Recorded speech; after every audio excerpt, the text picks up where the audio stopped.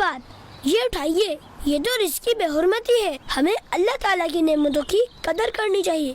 فیضان بھائی، بدلہ لینا کوئی اچھی بات نہیں ہے، اور کل تو ببلو بھائی سے بس ہو گیا تھا، ان کا تو کوئی ارادہ بھی نہیں تھا آپ کو ڈرانے کا۔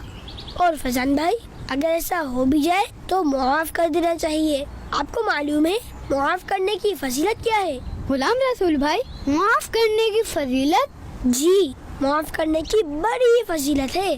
سیدنا موسیٰ علیہ السلام نے عرض کی، اے اللہ، تیرے نزدیک کون سا بندہ زیادہ عزت والا ہے؟ فرمایا، وہ جو بدلہ لینے کی طاقت کے باوجود معاف کر دے۔ سبحان اللہ۔ اور امیر اعلی سنت نے عفو درگزر کی فضیلت یعنی معاف کرنے کی فضیلت پر ایک کتاب بھی تحریر کی ہے۔ ماشاء اللہ، ہمارے گھر میں یہ کتاب لازمی ہونی چاہیے۔